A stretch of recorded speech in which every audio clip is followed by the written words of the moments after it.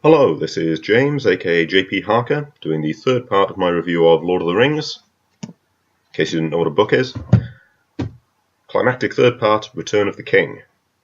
I have to say it was better than Two Towers. I think Two Towers, my expectations maybe built up a little bit, but it wasn't as good as I was hoping it would be.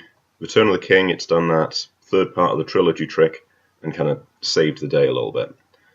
Had its good points and its bad points. I'm going to get the bad points out of the way first, so I can say something nice at the end. So, bad point number one, yet again, we've got no romantic or sexual motivation for why anyone does what they do. And I know that this is Tolkien being heroic fantasy, not wanting it to be a big part of it. That's fair enough, but as I've said before, it's a huge part of the human psyche, and to have an absence of it in anybody's sort of inner monologue, to me that's a bad thing. It makes everything a little bit harder to relate to, makes everything a little bit less believable.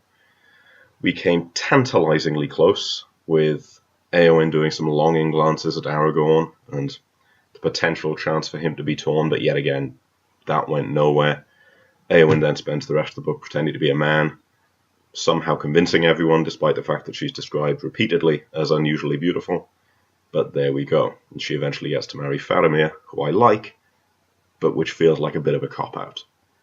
Happens to fall in love with someone that she's in the same healing house with, who happens to be a wonderful and heroic and fantastic bloke, and who happens to be the right social class, and happens to be a brilliant political match for her. Too easy. Not enough went into that. So yes, I was a little bit disappointed in that, but what are you going to do? As usual with Tolkien, it's a bit long-winded. It's not as long-winded as the beginning part of Fellowship, and it's not as long-winded as the chase of the three hunters and the endless description of places, but there's still a bit of that going on, especially when we have crossing the plains of Gorgoroth with Frodo and Sam in that sort of story. They are taking the very, very long way around and doing an awful lot of thinking about where they are. And I understand that that had to take time, because it had to coincide with Captains of the West reaching the Black Gate, and that takes time. The stories have got to match up.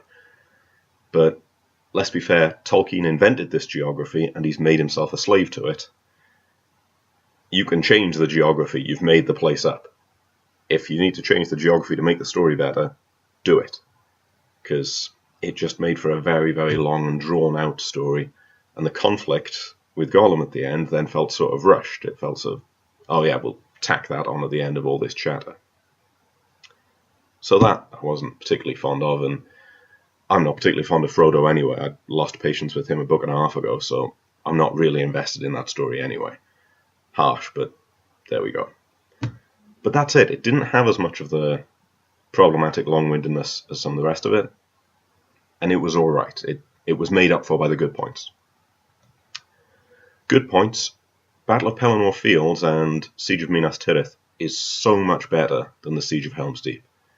Siege of Helm's Deep, it was over and done very quickly. There was very little of interest going on. It was, they get to the wall, fires of Isengard, knock down the wall, they're in the building, they're going to charge out of the building, the rest of them come in. Wasn't satisfying. For someone like me who's a little bit sad and a little bit obsessive about things like military history, Battle of Pelennor Fields, it was well thought out, it was interesting, it didn't get too bogged down in details. We had charging Rohirrim, we had Mumakil. It was just a huge improvement, and I found myself getting really involved and enjoying that battle. Another good point, and he's a favourite character of mine, he's the father of my absolute favourite character, is Denethor. I've said it before, I'm a Philistine, I saw the films first. Denethor is played well in the films, but he's done a bit of an injustice in the films. In the books, he's so much better. He's such a wonderfully tragic character. He's repeatedly referred to as being intelligent and respected and wise, and I think Pippin at some point is seeing him and Gandalf and thinking, you could easily believe this man is the wizard.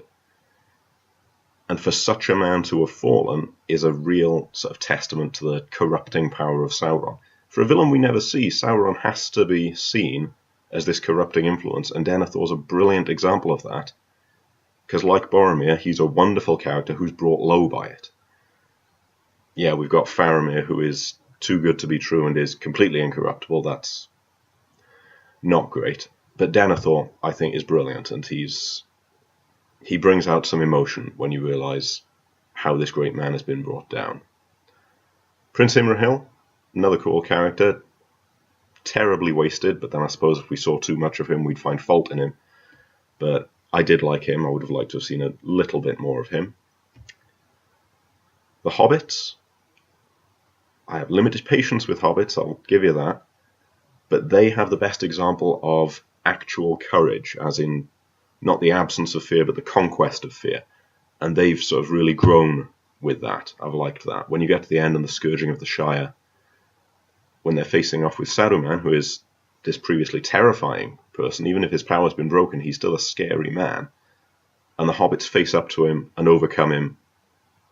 And I think it's just really well done, and it shows their development through the story from a quiet sort of courage to a real sort of courage that they put into practice and save the day in their own little way.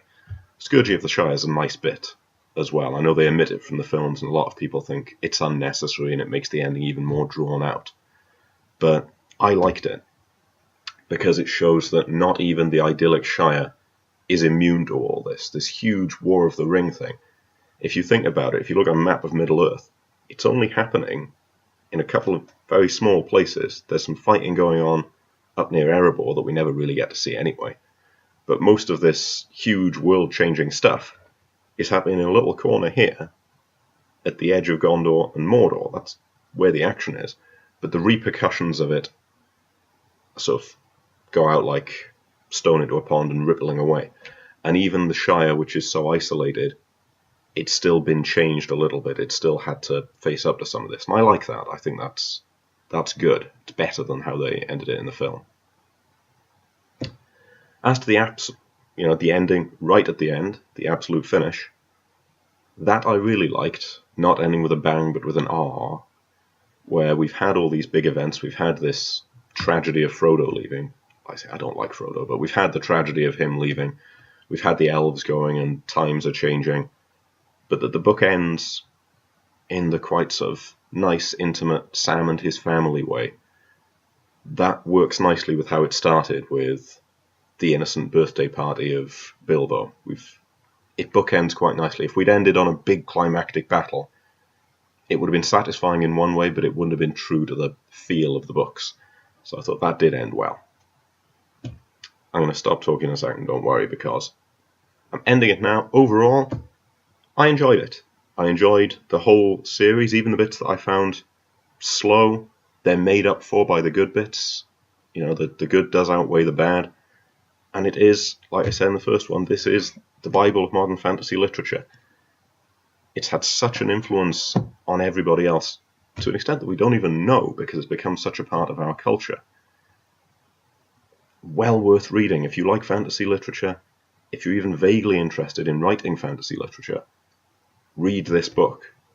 If nothing else, this has been done before, don't copy it. But it's just so worthwhile, so well thought out. It is a work of genius, the detail that's gone into it, and this is just scratching the surface. Go and read it. Be prepared for a hard slog, but go and read it. It is worthwhile. Right, well, that's the end of my Lord of the Rings review. I'm going to flash the book up again, just something to do. Let me know what you think. I shall be reviewing other books at some point. Meanwhile, have fun, keep reading.